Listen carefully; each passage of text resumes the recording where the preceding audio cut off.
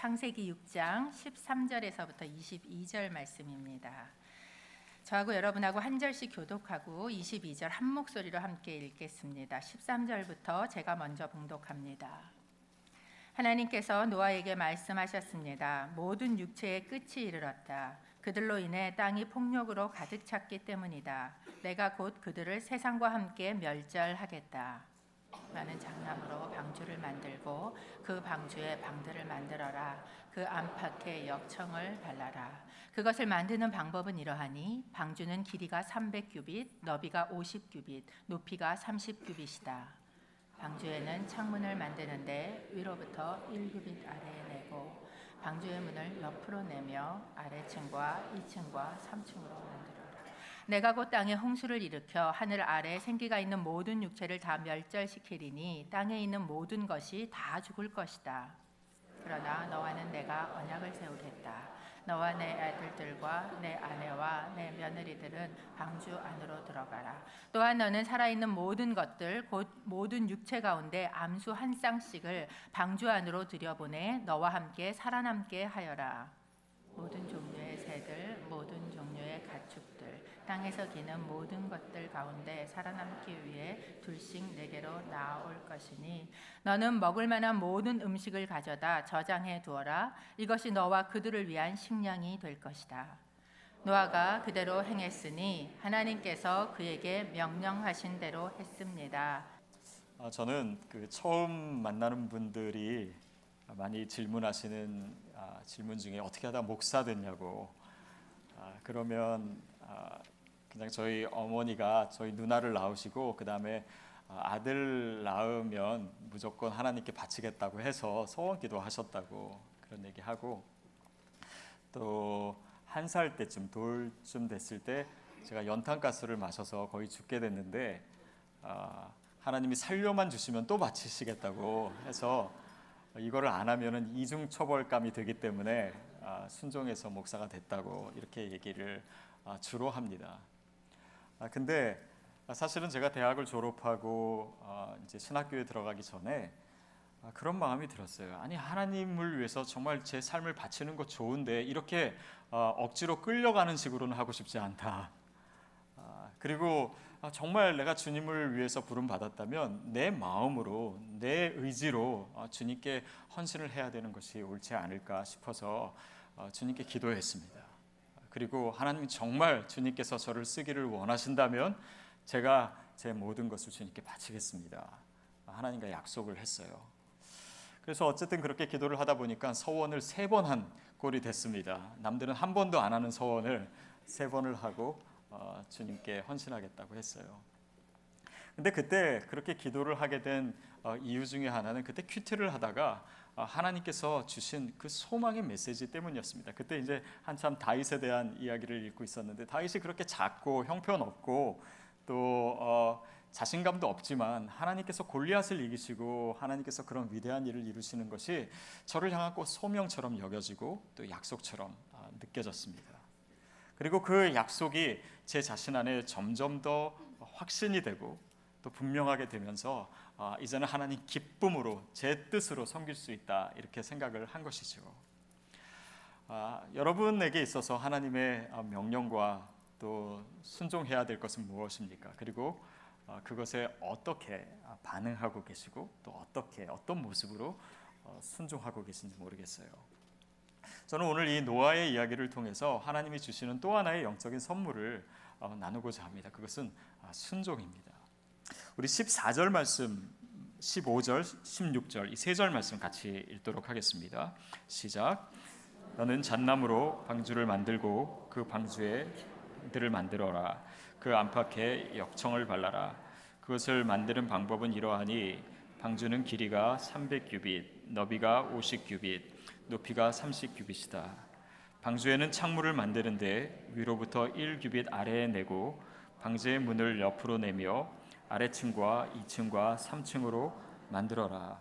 하나님께서 노아에게 이제 방주를 만들라고 하셨어요.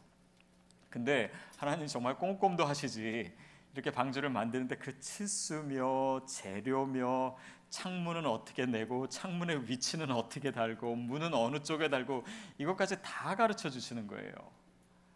근데 이렇게 해야지만 배가 만들어지는 것인가? 사실 그렇지는 않습니다. 그리고 이렇게 하나님이 명령하신 그런 치수나 재료 뭐 이것이 가장 좋은 뭐 배를 만들 수 있는 방법도 물론 아니에요. 그래서 이 방법으로 만드는 것, 그것의 의미를 생각했을 때 이 치수가 중요하거나 아니면 꼭 이 재료 자체가 중요하거나 그런 것은 아닙니다. 그러나 하나님께서 이것을 분명하게 말씀하신 이유는 네 방법대로 만들지 말라는 거예요. 내가 시키는 대로 해라. 이 상황에 있는 메시지는 하나님께서 노아에게 순종을 요구하시는 거예요. 왜냐하면 하나님의 일은 우리의 순종을 통해서 이루어지기 때문입니다. 방주를 만드실 때뿐만 아니라 뭐 성막을 만드실 때 또 성전을 지으실 때도 짓게 하실 때도 하나님께서 다 이런 치수와 재료와 이런 것들을 다 가르쳐 주세요. 뭡니까? 이 하나님의 성전은 순종으로 만들어지는 거예요. 저는 저희 교회도 그렇게 되기를 바랍니다. 또 우리의 모든 삶도 하나님이 우리에게 말씀하시고 하나님께서 약속하시고 가르쳐 주신 것에 대한 우리의 순종으로 이루어지는 거예요. 그럴 때 우리의 삶이 내가 기대했던 것보다 훨씬 더 아름다워지고 훨씬 더 놀랍고 훨씬 더 위대한 인생을 살게 될 줄로 믿습니다. 그래서 하나님께서 노아에게 이렇게 만들어 주시지 않았나 싶어요. 때로는 하나님 그거보다는 내 방법이 좀 옳은 것 같습니다 라고 생각될 때도 있을 수 있어요. 그러나 여러분 그때도 하나님의 음성에 순종하십시오. 사울 왕이 결국 버림받은 결정적인 이유가 무엇입니까? 아말렉이랑 전쟁을 하는데 사무엘 제사장이 오질 않는 거예요. 그러니까 자기가 그냥 먼저 제사를 드린 것이죠. 그것을 향해서 그 사무엘에게 하나님께서 사무엘을 통해서 뭐라고 말씀하십니까? 순종이 제사보다 낫다. 또 그 전쟁에서 이긴 다음에 좋은 뭐 양과 또 송아지 이런 거를 다 죽이라고 했는데 죽이지 않았어요. 사울 생각에는 이것을 놔뒀다가 그냥 제사 드릴 때 쓰면 더 좋지 않느냐. 또 아각 왕도 살리지 말라고 했습니다. 그런데 사울의 생각에는 살려둬서 나중에 인질로 사용하면 더 좋은 조건으로 거래가 가능하지 않겠냐. 아니에요. 하나님께서 순종을 원하셨습니다. 교회 이전 문제도 저는 그런 것이지 않나 싶어요. 우리가 생각을 해가지고 이게 더 좋겠다. 아니면 뭐 또 의견이 다를 수 있어요. 저게 더 좋겠다. 그렇게 하는 것이 아니고 그냥 아니면 우리가 이렇게 모여서 좋은 합의를 이루어서 진행하는 것이 아니고 우리가 기도하는 것입니다. 기도하는 가운데 하나님의 뜻이 점점 더 분명해지는 것을 우리 모든 성도님들이 같이 느껴야 돼요. 그리고 그분의 명령과 또 그분의 지시에 우리가 함께 순종하는 모습, 그것이 하나님의 일이 이루어지는 모습입니다. 저는 저와 여러분의 모든 삶이 그렇게 아름답게 하나님의 약속과 순종으로 이루어지기를 축복합니다. 우리 17절 말씀 같이 읽겠습니다. 시작. 내가 곧 땅에 홍수를 일으켜 하늘 아래 생기가 있는 모든 육체를 다 멸절시키리니 땅에 있는 모든 것이 다 죽을 것이다. 하나님께서 홍수를 일으켜서 세상을 심판하신다라고 하는 내용이 다시 나옵니다. 사실은 지금 읽은 17절뿐만 아니라 이 6장에 5번을 연속으로 말씀하세요. 내가 이 땅을 심판하겠다. 이 땅에 죄악이 너무나 가득 차 있다. 그래서 이 물을 내려가지고 이 땅을 멸망시키겠다, 멸절시키겠다. 하나님께서 계속 말씀하세요. 왜 이렇게 하나님은 같은 메시지를 반복해서 말씀하실까요? 이것은 듣는 노아로 하여금 뭔가 하나님의 마음 또 그 상황에 있는 그 위기감을 노아도 느끼게 함이 아닌가 싶습니다. 왜냐하면 그런 이 하나님의 마음과 또 정말 임박한 심판에 대한 그 위기감이 노아로 하여금 더 순종하게 만들기 때문이에요. 그래서 이 위기감은요, 우리의 순종에 추진력을 줍니다. 공부 못하는 아이들을 보면은 이 위기감이 없어요. 보니까 느긋해요. 시험이 내일인데도 느긋하고, 여러분 자녀는 다 공부 잘해서 모르실 거예요. 근데 느긋하고 시험 보고 나서 못 봐도 느긋하고 성적표 나오고 혼나도 느긋하고, 여러분, 그런데 우리의 영적인 생활에도 이런 모습이 나타나면 그것은 정말 안 좋은 것입니다. 내가 신앙생활 제대로 안 하고 있는데도 느긋한 거예요. 내가 하나님으로부터 멀어져 있는데도 거기에 위기감이 안 드는 거예요. 우리 가정이 지금 하나님으로부터 멀리 떨어져 가고 있는데도 거기에 대한 통회함과 자복함이 없는 거예요. 이 시대가 정말 하나님이 보시기에 원치 않는 모습으로 가는데 그것에 대한 거룩한 분노와 위기감이 들지 않는다면 그것 자체가 재앙입니다. 여러분, 하나님은 오늘도 우리에게 심판을 말씀하세요. 이 노아의 얘기를 통해서. 그래서 오늘 우리가 이 시대를 향한 위기감을 같이 갖기를 원하십니다. 왜냐하면 그래야 우리의 순종의 추진력이 붙기 때문이에요. 우리가 더 주님의 말씀 앞에 더 가까이 갈 수 있기 때문입니다. 그렇게 순종하는 모습만이 이 땅의 소망인 것을 하나님은 너무나 잘 알고 계시고 저와 여러분에게 가르쳐 주고 계시기 때문이에요. 18절 말씀입니다. 18절 시작. 그러나 노아는 내가 언약을 세우겠다. 너와 내 아들들과 내 아내와 내 며느리들은 방주 안으로 들어가라. 18절에 드디어 본격적인 이야기가 나옵니다. 또 소망의 불씨이기도 하죠. 그것은 무엇입니까? 하나님이 노아와 언약을 맺으시는 거예요. 하나님이 노아에게 말씀하시고 약속하시는 것입니다. 그것은 노아와 노아 가족을 구원하시겠다라고 하는 약속이고, 더 크게 봐서는 하나님께서 노아를 통해서 새 역사를 시작하시겠다라고 하는 것입니다. 사랑하는 여러분, 저는 이 말씀 가운데 저와 여러분을 향한 하나님의 약속을 들을 수 있게 되기를 바랍니다. 하나님께서 저와 여러분을 구원하셨어요. 그리고 우리의 가족을 구원해 주실 줄 믿습니다. 더 놀랍게는 하나님께서 저와 여러분을 통해서 이 시대에 새로운 역사를 쓰게 하실 거예요. 여러분을 통해서 여러분의 가정에, 여러분의 가문에 새로운 역사가 시작될 것입니다. 이것을 하나님의 음성으로 듣고 약속으로 붙드는 자에게는 그 약속이 분명히 이루어질 거예요. 그리고 이 교회를 통해서 하나님의 새 역사가 시작될 것입니다. 이 어두운 시대이지만 하나님의 새 역사는 여전히 우리를 향해서 선포되고 있다라고 하는 사실을 기억하십시오. 그게 하나님의 약속이에요. 이 베리트라고 하는, 이 언약이라고 하는 단어는 구약에 무려 290번이 나와요. 이 구약에 있어서 가장 중요한 단어가 있다면 바로 이 단어입니다. 근데 이 단어가 지금 오늘 처음 나오고 있어요. 하나님의 약속입니다. 이스라엘 백성은 언약의 백성이에요. 하나님과 약속한 백성입니다. 그렇다면 저와 여러분도 하나님의 약속의 백성이에요. 그것은 무엇입니까? 하나님이 말씀하시는 이 음성, 하나님의 약속을 듣는 자예요. 그리고 그 음성을 듣고 약속을 붙들고 그 약속이 우리의 삶 가운데 이루어지는 것을 날마다 체험하는 삶, 그것이 저와 여러분의 삶인 줄 믿습니다. 그래서 이 약속은 언제나 우리에게 소망을 줘요. 이 약속은 하나님께서 우리의 지금 육신의 눈으로 보이지 않지만 하나님이 하실 일들을 이 말씀을 통해서 보여주시는 거예요. 내가 너를 통해서 새 역사를 쓰겠다라고 하시는 하나님의 약속이 있으면 그것을 우리를 통해서, 이 믿음의 눈을 통해서 그것을 보게 하시고, 그것을 통해서 우리의 마음이 흥분되고 뛰게 하시고, 또 그 흥분과 그 믿음으로 말미암아 오늘 우리가 주님의 명령에 순종하는 것, 이것이 크리스찬의 삶의 패턴입니다. 19절 말씀, 19절을 읽겠습니다. 시작. 또한 너는 살아있는 모든 것들, 또 모든 육체 가운데 암수 한 쌍씩을 방주 안으로 들여보내 너와 함께 하여라.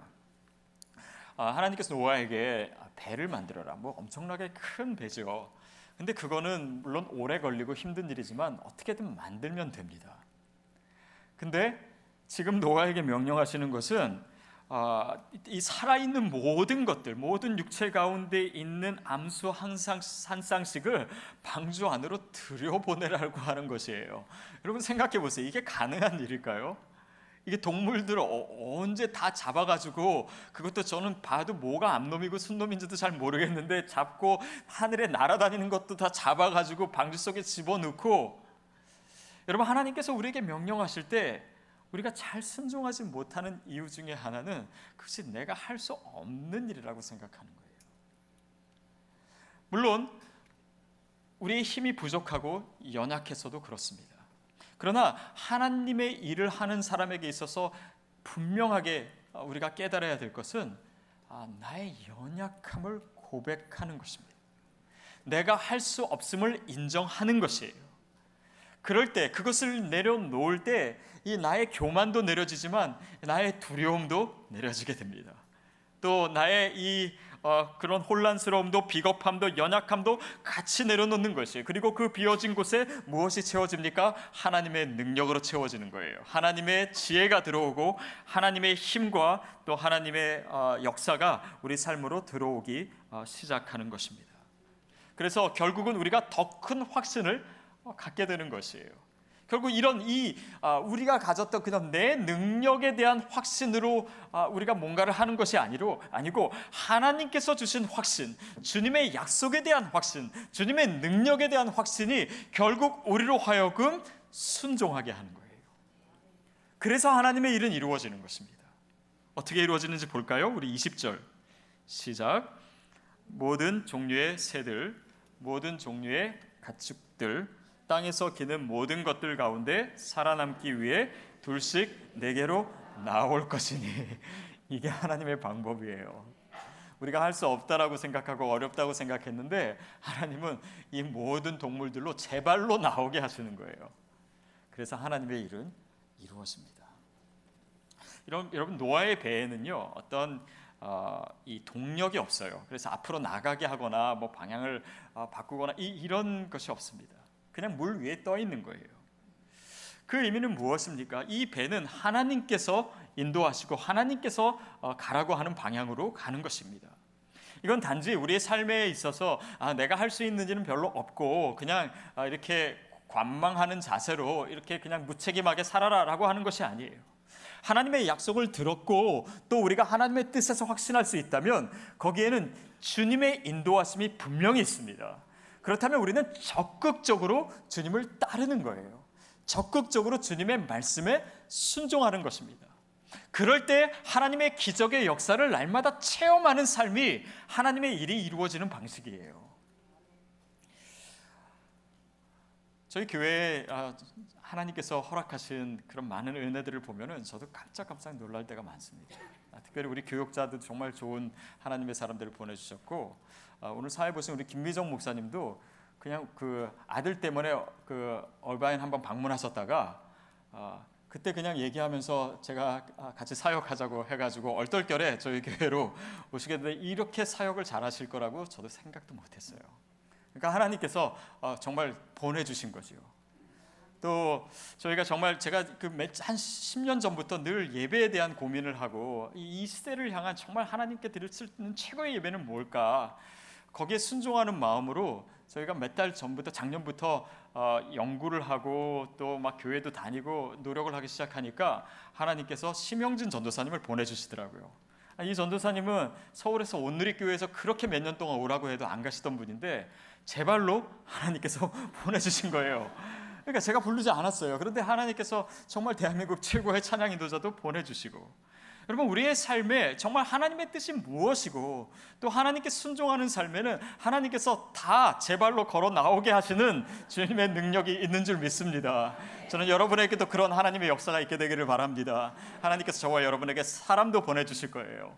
우리가 순종하며 기도하며 나아갈 때 믿지 않는 그런 우리의 가족 제 발로 나오게 될 줄로 믿습니다.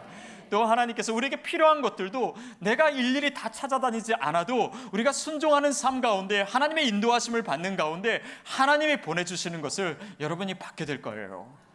그런 역사를 경험하면서 이것이 정말 하나님의 일이구나, 이것이 정말 하나님이 행하시는 방법이구나, 그것으로 인해서 기뻐하고 감격하는 삶이죠.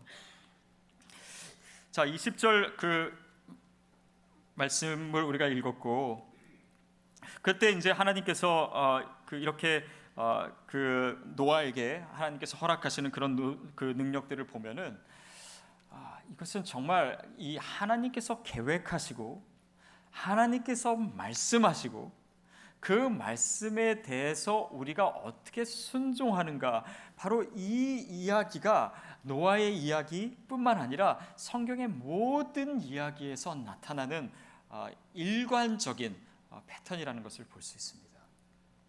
저는 특별히 하나님께서 그 이사야 선지자를 부르실 때 어떻게 부르셨나, 그것이 이 노아의 본문과 자꾸 이렇게 겹쳐서 떠오르게 됐어요.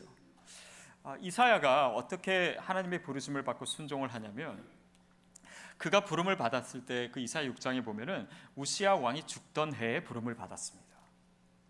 근데 우시야 왕이 어떤 왕이었냐면, 처음에는 그런대로 선한 왕이었어요. 근데 점점 더 교만해지고, 그래서 나중에는 성전에 있는 제사장들을 다 쫓아내고, 그리고 그 자기가 막 맘대로 분향을 하고, 그리고 막 이 온 나라의 그런 산당들을 놔두고, 이렇게 이제 나빠지니까 하나님께서 이 우시야 왕에게 문둥병을 주셨어요. 그러니까 그 우시야 왕으로 인해서 성전이 굉장히 그 모욕을 당하고 더럽혀지고 이런 상황 가운데 있었던 것입니다. 자, 그 상황에서 하나님께서 이사야를 부르시는데 성전에서 기도하고 있어요. 그 더럽혀진 그 성전에서 기도하고 있는데, 하나님께서 천사들을 보여주시면서 그 성전에 하나님의 영광이 가득 찬 것을 보여주십니다. 그러면서 그 스랍들을 통해서 뭐라고 선포하냐면, 거룩 거룩 거룩 만군의 여호와여, 주의 영광이 온 땅에 충만하나이다. 이 음성이 선포되는 것이에요. 여러분, 그 상황을 생각해 보십시오. 지금 이 성전이 온갖 더럽혀졌고, 이 성전이 수치를 당했고, 이제는 이스라엘 땅에 도저히 소망이 보이지 않는 그런 상황 가운데, 이 죄로 인해서 이제 하나님의 심판밖에 남지 않은 바로 그 상황에서 하나님께서 거룩을 선포하시고, 이 성전은 여전히 거룩하다, 이 타락한 이 온 땅에 여전히 하나님의 영광이 가득 차 있다 선포하시는 거예요. 여러분, 저와 여러분이 그 음성을 우리가 듣게 되기를 바랍니다. 이 이스라엘 성전이 어떻게 더럽혀졌던 간에, 우시야 왕이 무엇을 했던 간에 그 성전은 여전히 거룩한 것이에요. 하나님의 소망이 거기에 있습니다. 이스라엘 땅에 아수르가 들어와가지고 어떤 나쁜 짓을 하고 어떻게 망쳐놓았던 것 간에 상관없이 하나님의 영광은 온 땅에 가득해요. 여러분, 그것이 오늘 우리 삶을 향한 하나님의 메시지인 줄 믿습니다. 우리 삶에 어떤 수치가 있었더라도 여전히 여러분은 거룩해요. 하나님의 거룩이 저와 여러분 가운데 있습니다. 사단이 우리 삶을 얼마나 망쳐놓았고 어떤 실패가 있었던 건 간에 하나님의 영광이 여전히 우리의 삶에 가득 차 있어요. 이 땅이 타락하고 또 동성결혼을 합법화하고 그런 하나님의 원하시는 것과 멀어져 있는 이 상황에서도 여전히 하나님의 영광은 존재합니다. 하나님의 영광이 이 땅에 여전히 가득해요. 여러분, 그것이 소망의 불씨입니다. 소망을 우리에게 보여주시는 거예요. 하나님의 약속을 보여주시는 거예요. 그것을 이사야가 보고 어떻게 가만히 있을 수가 있겠습니까? 이 나라 다 망했다. 이제는 이 성전도 온갖 더럽혀지고 더 이상은 이 땅에 소망이 없다. 내가 할 일은 아무것도 남지 않고 나는 이제 절망 가운데 이제 남은 생을 보내야 되겠다라고 하는 그 상황 가운데 하나님께서 부르신 거예요. 그 장면이 바로 6장 6절부터 8절까지입니다. 우리 같이 한번 읽겠습니다. 시작. 제단에서 불집게로 집어온 불붙은 들고 내게로 달려와서 그것을 내 입에 대고 말했다.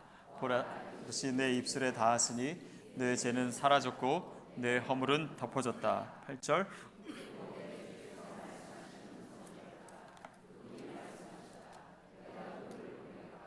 누가 우리를 위하여 갈까? 그래서 내가 말했다. 제가 여기 있습니다. 저를 보내주십시오.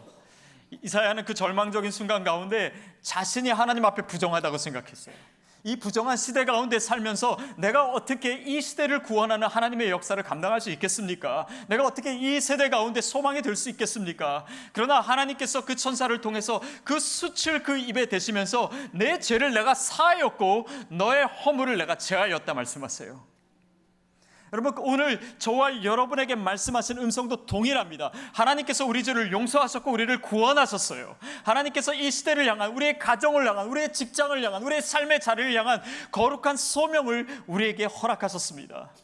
내가 할 수 없다고, 나는 부정하다고, 나는 그럴 자격이 없다라고 생각하는 저와 여러분에게 여전히 하나님은 말씀하시고 우리를 정결케 하시고 우리를 통해서 하나님의 일을 하기를 원하신다는 거예요.